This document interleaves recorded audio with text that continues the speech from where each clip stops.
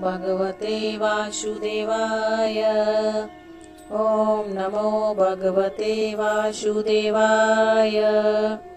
श्री हरि की जय। भगवान विष्णु की जय। मंगलम भगवान विष्णु मंगलम गरुड़ध्वज मंगलम पुंडरीकाक्ष मंगलाय तनोहरि। राधे राधे दोस्तों, आज मैं आपके लिए लेकर आई हूँ परिवर्तनी एकादशी का व्रत कथा, पूजा विधि और उसका महत्व। अगर आपको इस कथा का पूरा फल प्राप्त करना है और इस वीडियो की पूरी जानकारी चाहिए तो इस वीडियो के अंत तक बने रहें और पूरी कथा सुनें। दोस्तों, जो व्यक्ति परिवर्तनी एकादशी का व्रत रखते हैं उसके सारे पाप नष्ट हो जाते हैं और व्यक्ति को मोक्ष की प्राप्ति होती है। परिवर्तनी एकादशी पर व्रत रखने से जीवन में सुख, समृद्धि और सभी मनोकामनाएं पूर्ण होती है। सनातन धर्म में एकादशी को बेहद ही महत्वपूर्ण माना जाता है। भाद्रपद माह में पड़ने वाली एकादशी तिथि को बेहद खास मानी गई है। परिवर्तनी एकादशी को आवर्तनी एकादशी और धर्मा एकादशी के नाम से भी जाना जाता है।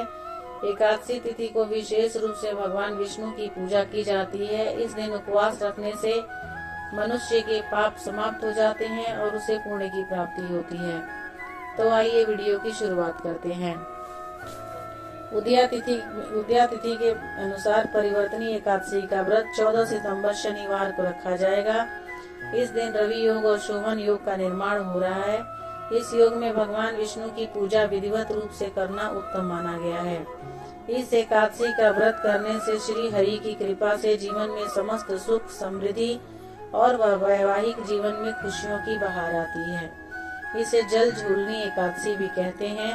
इस एकादशी के दिन भगवान विष्णु करवट बदलते हैं, इसलिए इसे परिवर्तनी एकादशी भी कहते हैं। इसे वामन एकादशी भी कहा जाता है। परिवर्तनी एकादशी व्रत की कथा सुनने से मान्यता है कि आपके लिए धन्य की प्राप्ति के मार्ग खुल जाते हैं। युधिष्ठिर कहने लगे कि हे भगवान, भाद्रपद शुक्ल एकादशी का नाम क्या है, इसकी विधि तथा इसके महात्म्य कृपा करके बताइए। तब भगवान श्री कृष्ण कहने लगे कि इस पुण्य, स्वर्ग और मोक्ष को देने वाली तथा सब पापों को नाश करने वाली उत्तम वामन एकादशी का महात्म्य मैं आपसे बताता हूँ। कृपया ध्यान पूर्वक सुने। यह पद्या परिवर्तनी एकादशी जयंती एकादशी भी कहलाती है। इसका यज्ञ करने से वाजपेयी यज्ञ का फल मिलता है। पापियों के पाप नाश करने के लिए इससे बढ़कर और कोई उपाय नहीं है। जो मनुष्य इस एकादशी के दिन मेरी वामन रूप की पूजा करता है उससे तीनों लोग पूज्य होते हैं। अतः मोक्ष की इच्छा रखने वाले मनुष्य इस व्रत को जरूर करें।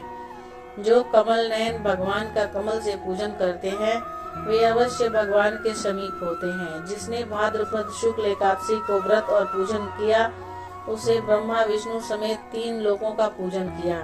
अतः हरिवासर अर्थात एकादशी का व्रत अवश्य करना चाहिए। इस दिन भगवान करवट बदलते हैं। भगवान के वचन सुनकर युधिष्ठिर बोले कि हे भगवान, मुझे अति संदेह हो रहा है कि आप किस प्रकार सोते हैं और करवट लेते हैं तथा किस तरह राजा बलि को बांधा और वामन रूप रखकर क्या क्या लीलाएं किया आपने। चतुर्मास के व्रत की क्या विधि है तथा आपके शयन करने पर मनुष्य का क्या कर्तव्य है, आप मुझे विस्तार से बताइए। श्री कृष्ण जी कहने लगे कि हे राजन, आप सब पापों को नष्ट करने वाली कथा का श्रवण करें। त्रेता युग में बलि नामक एक दैत्य थे। वह मेरे परम भक्त थे। विविध प्रकार के वेद सूक्तों से मेरा पूजन किया करते थे और नित्य ही ब्राह्मणों का पूजा तथा यज्ञ के आयोजन करते थे। लेकिन इंद्र से द्वेष के कारण उन्होंने इंद्रलोक तथा सभी देवताओं को जीत लिया था। इस कारण सभी देवता एकत्र होकर सोच विचार कर भगवान के पास गए।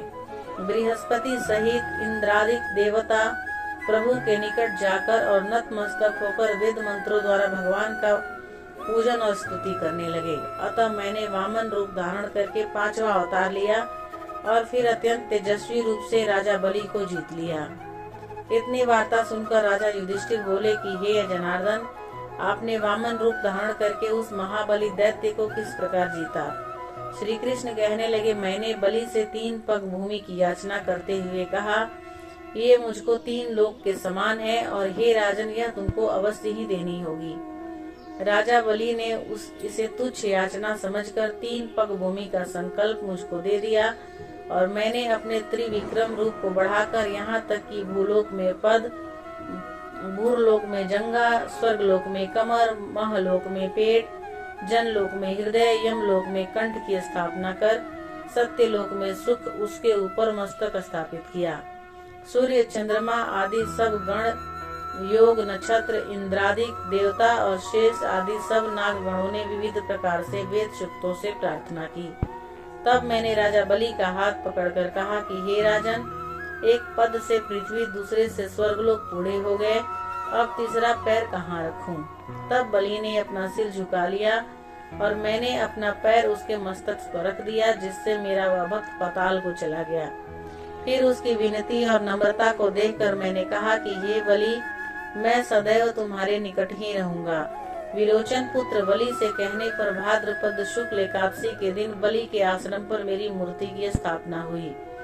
इसी प्रकार दूसरी क्षीर सागर में शेष नाग के षष्ठ पर हुई। हे राजन, इस एकादशी को भगवान शयन करते हुए करवट लेते हैं, इसलिए तीनों लोकों के स्वामी भगवान विष्णु का उस दिन पूजा करना चाहिए। इस दिन तांबा, चांदी, चावल और दही का दान करना उचित होता है। रात्रि को भी जागरण जरूर करना चाहिए। जो विधि पूर्वक इस एकादशी का व्रत करते हैं वे सब पापों से मुक्त होकर स्वर्ग में जाकर चंद्रमा के समान प्रकाशित होते हैं और यश पाते हैं। जो पाप नाशक इस कथा को सुनते हैं उनको 1000 अश्वमेध यज्ञ के बराबर फल मिलता है। सनातन धर्म में एकादशी बेहद खास मानी जाती है। धार्मिक शास्त्रों के अनुसार जो व्यक्ति इस दिन व्रत करता है उसकी कुंडली में मौजूद हर ग्रह की स्थिति शुभ हो जाती है। इसके अलावा चंद्रमा भी मजबूत स्थिति में आ जाता है। परिवर्तनीय एकादशी पर जो भी भगवान विष्णु के वामन अवतार की विधि विधान से पूजा करता है उसके सारे पापों से मुक्ति मिल जाती है और व्रती मृत्यु के बाद मोक्ष प्राप्त करता है। धार्मिक मान्यताओं के अनुसार परिवर्तनीय एकादशी के दिन ब्रह्म मुहूर्त में उठकर स्नान आदि से निवृत्त हो जाएं। इसके बाद स्वच्छ वस्त्र धारण कर एकादशी व्रत का संकल्प लें।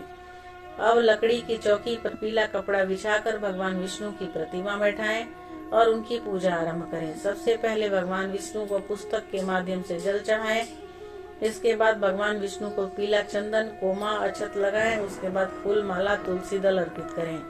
अब भगवान विष्णु को पीले रंग की मिठाई का भोग लगाएं। धूप और घी का दीपक जलाकर भगवान विष्णु के एकादशी व्रत का पाठ करें।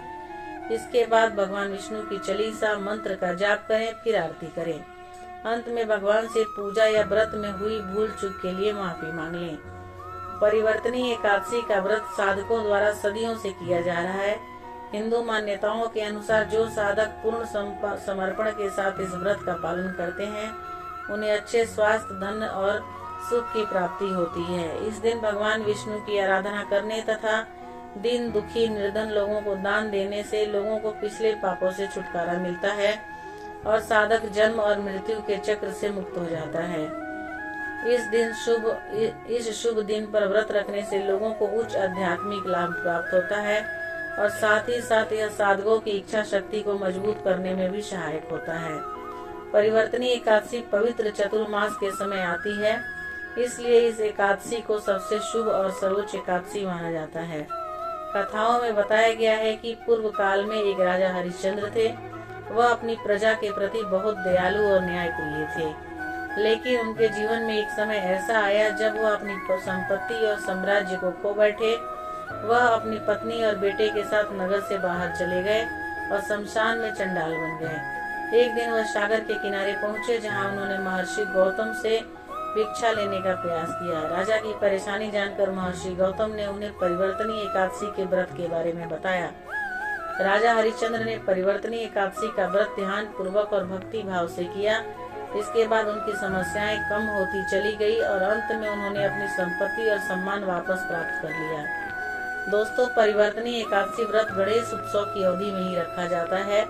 ऐसे में इस दौरान व्यक्ति को भगवान विष्णु और भगवान गणेश की उपासना का सौभाग्य प्राप्त होता है।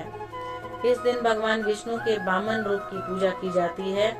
इस व्रत को करने से व्यक्ति के सुख सौभाग्य में वृद्धि होती है इस दिन माता यशोदा ने जलाशय पर जाकर श्री कृष्ण के वस्त्र धोए थे। इसी कारण इसे जल झूलनी एकादशी भी कहा जाता है।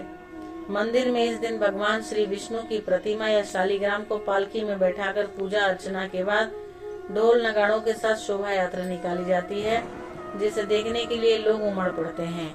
धार्मिक ग्रंथों के अनुसार परिवर्तनीय एकादशी पर व्रत करने से सभी पाप नष्ट हो जाते हैं।